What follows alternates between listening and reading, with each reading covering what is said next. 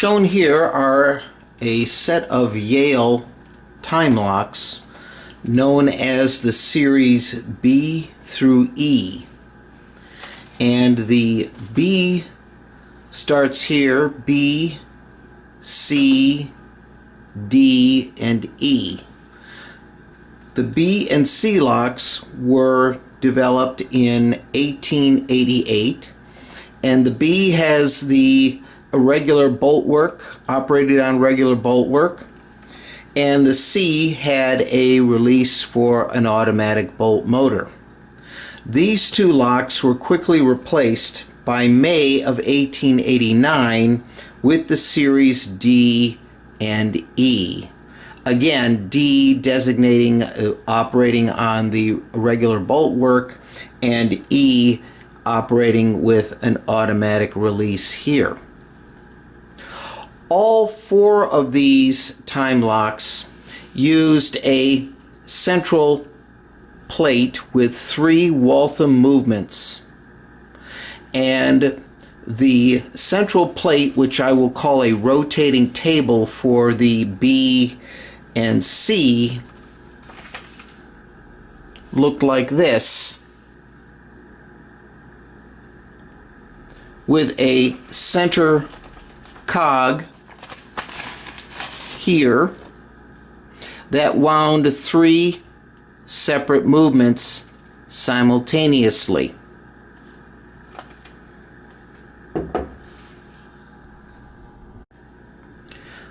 The C operated the same way with a central cog winding 3 movements simultaneously.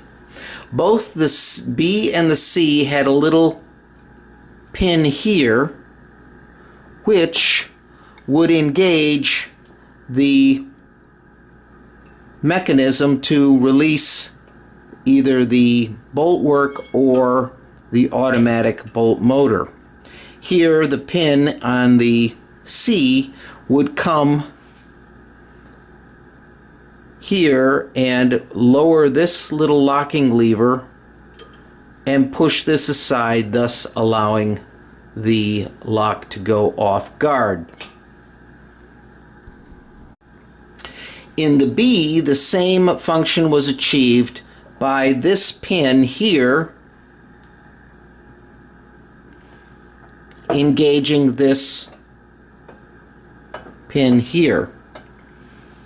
And that would in turn, as you can see, then open this hole so that the bolt work could come through.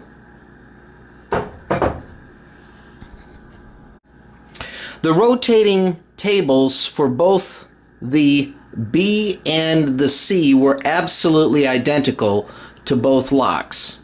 Both have the pin, central cog to wind all 3 movements, as well as this knurl area here, which is used to wind the movement.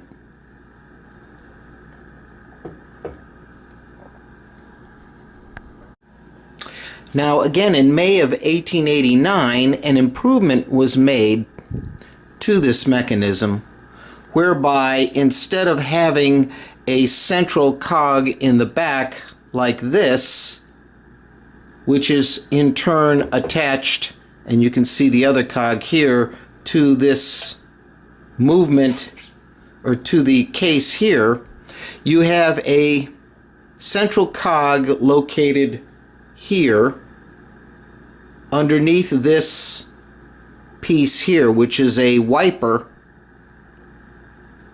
and that wiper is attached to the front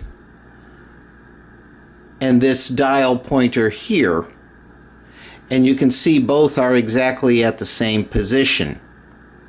Now what this change allows is it lets the operator wind all 3 of these mechanisms through a central key rather than manually winding the entire table around like a lazy Susan.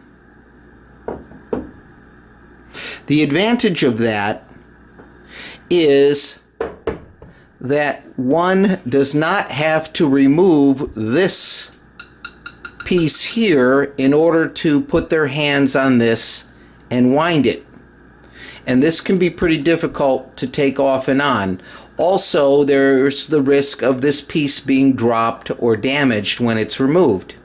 In this case, there is a central hole which you just simply put the key through.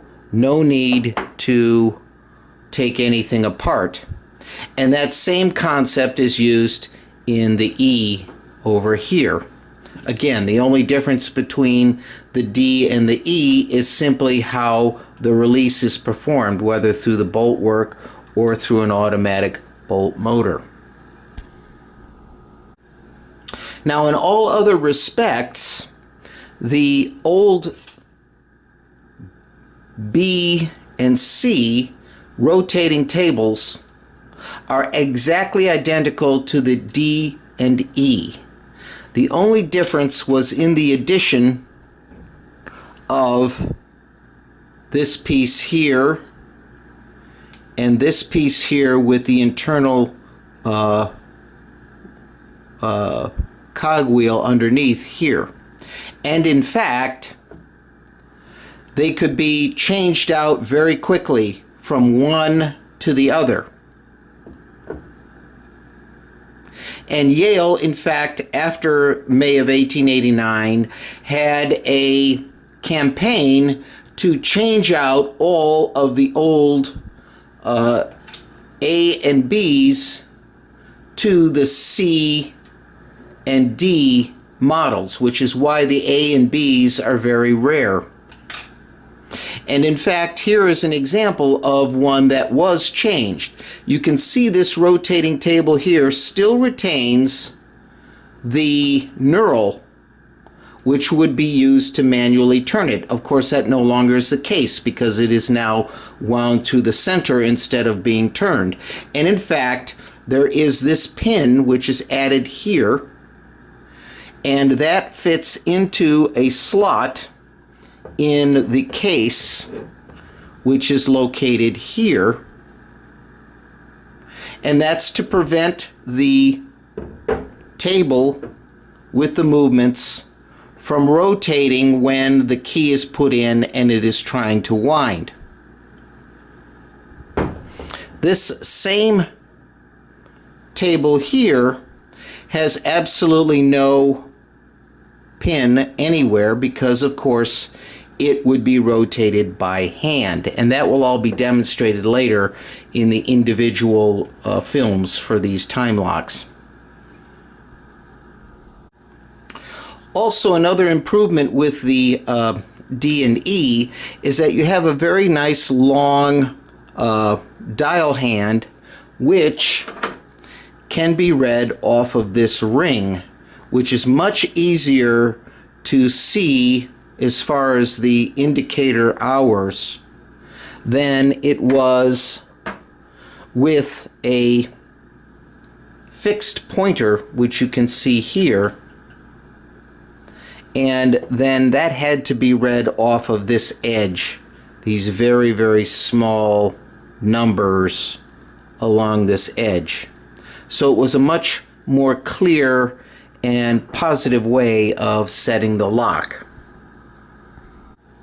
Yale's campaign to change out the B and C for the D and E locks was actually relatively inexpensive to the company because the most expensive part would have been this rotating table here, along with obviously the locks themselves. Another note here is this particular one has no knurl on the side, as opposed to the others that have the knurl on the side. And that shows you that this particular one was manufactured as an original C movement. An original D movement, represented here, would have had the exact same smooth side, instead of this knurl. But this, like said before, was one of the locks that had been refurbished and changed over by Yale in their campaign to replace all of the B and C locks. So because almost most of the expense was involved with the three movements as well as this very intricately machined movement base here, all that really had to be changed when the locks were upgraded from the B and C to the D and E was to remachine the collar that these locks went into. And that was probably the cheapest part of the lock altogether. This wiper takes the place of the pin that would have been here, and it engages with this piece here to put the lock off guard. And in fact, in this refurbished piece here, you see this same wiper, but here the pin still exists. They did not even bother to remove the original pin, although it no longer serves any function. And again, this wiper here would then engage this piece here to then put the lock off guard.